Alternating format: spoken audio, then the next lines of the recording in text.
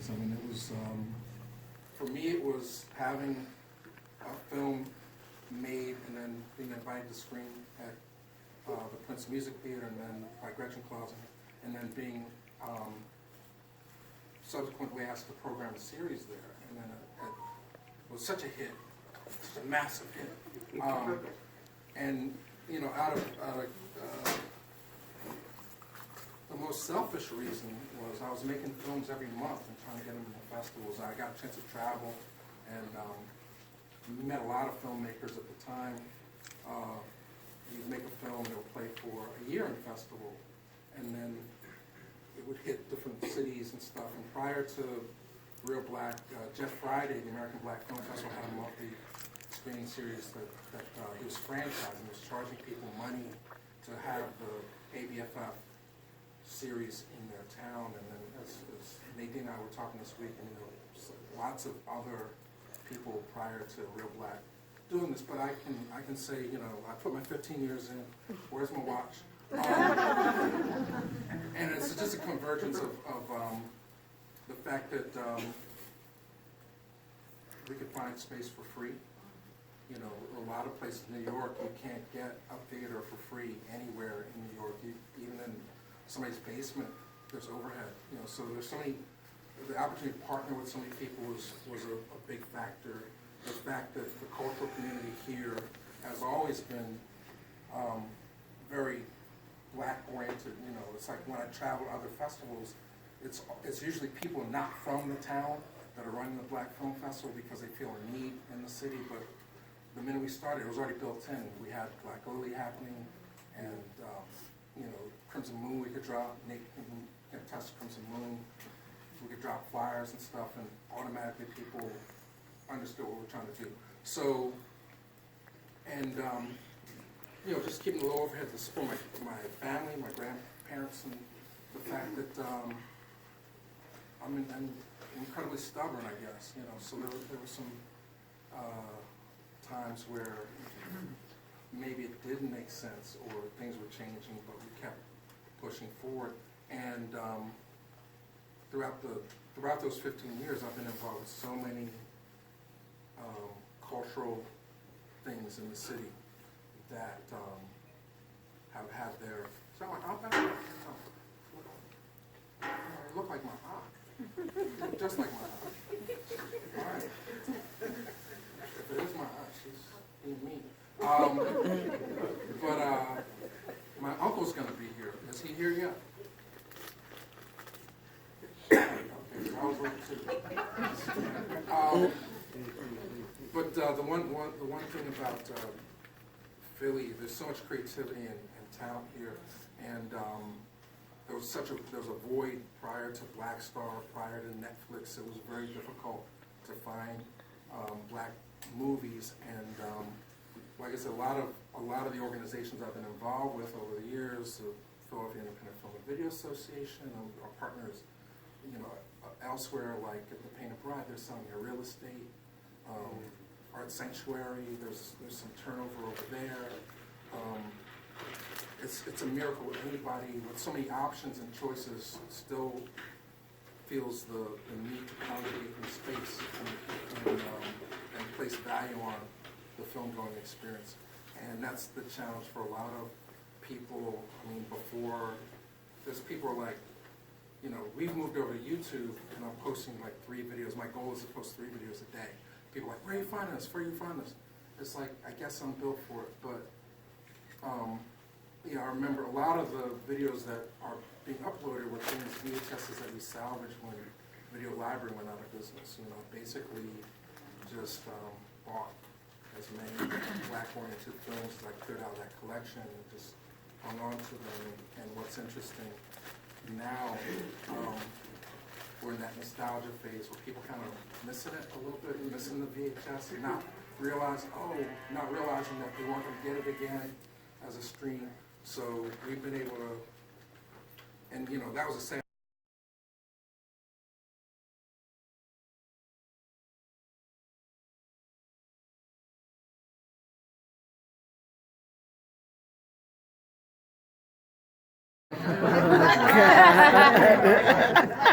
Just the real deal. How we did that night? I don't know. How we did Well, that? what's up with this shirt? Well, this shirt is part of our goal to get Harry Tubman on the $20 bill. Yeah. Woohoo! It was designed by one of our reporters, Linda Clark, her son John Sports designed this. And it's been, the project is all about community, people coming together and lending and giving their talents to this project. So, who here has a teenager? I'm just going to give this to, okay, you get this, Diana, you're a teenager. Okay. But what I want to say is that we show things that we have to value our people, our heritage. This is about valuing Black history. And we didn't really know the depth of our personal family connection because where we shot is actually along the Underground Railroad, which is my grandfather's land in Harmony, Maryland. Our company, Harmony Image Productions, is named after Harmony, Maryland. And as we did more research, we learned that a little river that runs beside our property is basically now a creek. It goes into the Chop Tank, which was a known thoroughfare for the enslaved Africans to get ferries and head north to Delaware. And so she could have actually have stood on our land. I mean, the sunset that you saw, she could actually have seen that sunset. You know, the ground, the floor of the woods, she could have trod upon. I mean, it's that kind of personal family connection. So, Well, I know. you know, and my mother. Your mother, Marlene, is here, producer of the film. Who else? And research and did research on the film as well. And Linda Clark and people like Frances McElroy and Tatiana and Yolanda have been a big moral support during the creation of this film. And I think for us as Philadelphians, we have to remember our history as Black Philadelphians, the importance of abolitionists in this struggle, in the liberation struggle. You know, when Harriet Tubman arrived in Philadelphia, she came to Old City. And the shots of Philadelphia are actually in Old City along 2nd Street, 3rd Street, 4th Street, Vine, and Race in Philadelphia. So the difference between my little film and the feature is that it's actually shot in the places where Harriet probably walked. Well, So keep it real. It's a documentary. yeah, and It's a look, lyrical you documentary. let me off the hook today because I interviewed Casey Lemons when she was here for the film festival. People were not exactly, people hadn't seen the feature film, were criticizing it because of various things. And and it's great you have the shirt with the money on it. I said, where were the black dollars when they were coming up with this stuff? You know, why is it we're always reacting to these things after the fact? You know, we should be putting our money where our mouth is. And here Nadine is doing, even though it's 4 minutes, I think it really conveys and carries the truth. And then also Sister Sonia, you know, she has a direct line.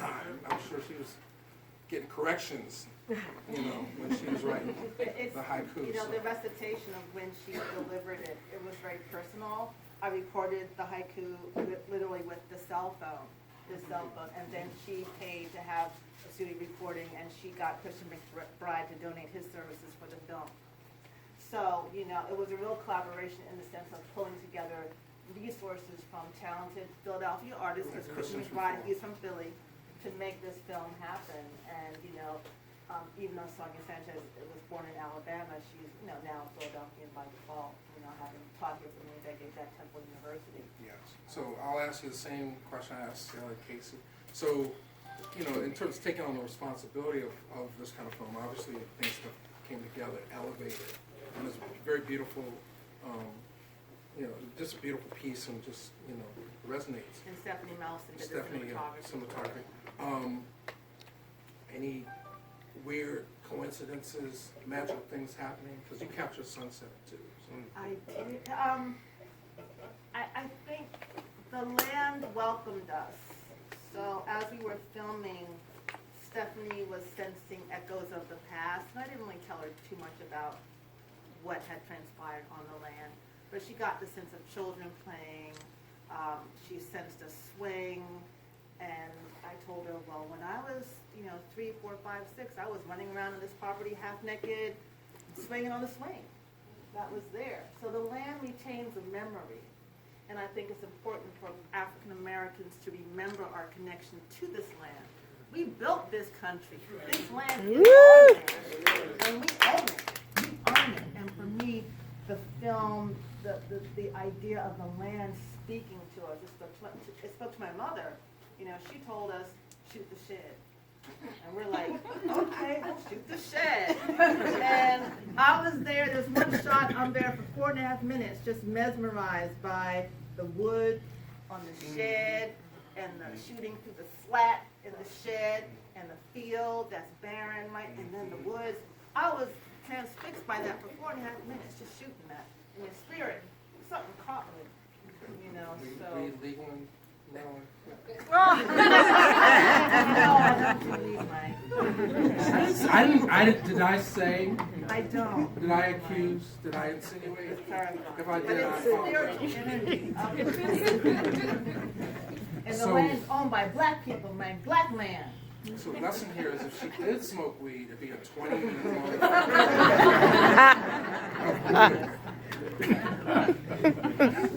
And Harriet Tubman echoing through the wood. Running. I didn't look. My people didn't run. Running. My My people were running. Oh, Harriet's right. Oh, sorry. I'm gonna go follow Harriet. All right. That was They were running my running ancestors. at night through the woods. None of my ancestors were this thing. Okay, honey. Not one. All right, Kanye. I don't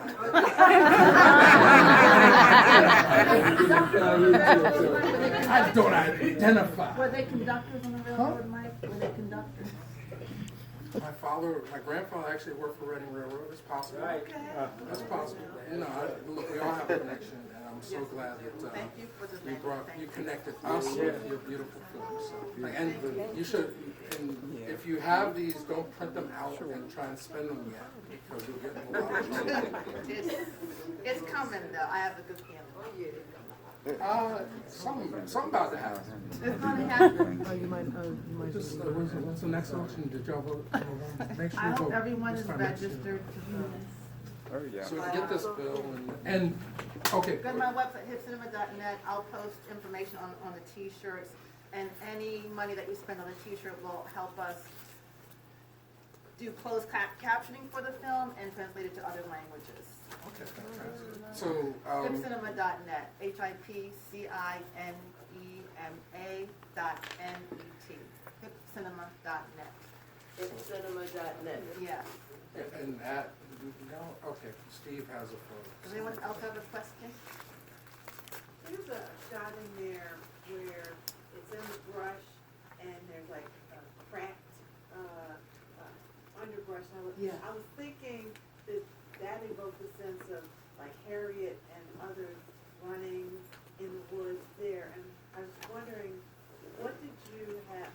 I couldn't really hear. What was being said during that particular shot? Because it made me feel that sense of that was where the underground road, you know, was. That's where they were hiding it. So what you hear underneath the haiku are actually names of the ancestors who she helped escape. So people like Keziah Jolly Bali, James Alfred Bali, 6 years old, Araminta, baby John Bali, early 1851, Moses Ross, brother, and you see those people in the film actually. Unidentified man, and so she lists the names and the unknown people who Harriet led to freedom. There were about 70 people altogether. So those are the names that you hear underneath in the background. You know, we thought In surround sound. in surround sound. But my mother, she'd gone to the Harriet Tubman Visitor Center in Maryland, in Cambridge, Maryland, and she discovered that list of names. And when I went down there with her for her second visit, I just thought, these names of the people must be in the film. We must recall these ancestors. Their names must be reclaimed. And so Sonia Sanchez put it exactly as I typed it out. She read it exactly as I was like, was so cool. You know, so that's who you hear, those names. Yeah. That's good. Well, I thank you, and again, you know, I'm at a loss of words. Just gives credence to the fact that we should not wait for somebody else to give permission to tell stories as important as those of our ancestors, our heroes, our liberators, because you know, we're not always going to be happy with the way the food is served when Hollywood has given us those types of stories, especially. So thank you for making the home cooking. You're welcome. Philadelphia, it's still global, but.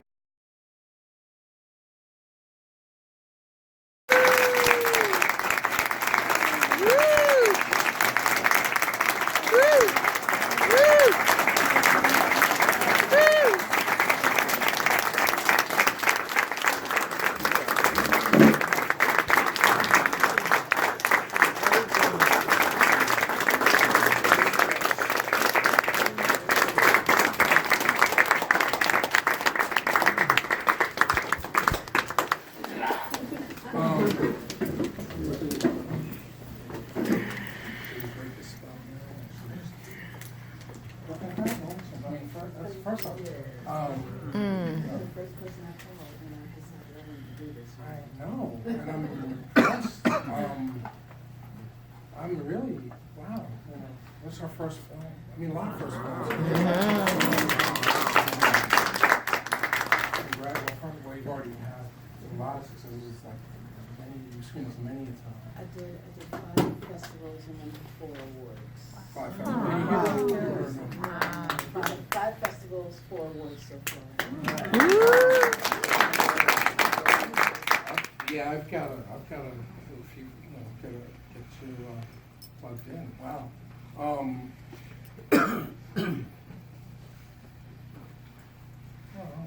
I got nothing. I can't, you know, usually smart aleck, this is not, I mean, I know better enough. But yeah, so 2 years ago? 2 years ago. On Instagram, I think, at first, right? Yeah, reached so- out somehow. But you know, it took a little while. We finally spoke, and you could just feel whatever emotion you felt in this movie. She conveyed over the phone, and I said, "Call Scribe."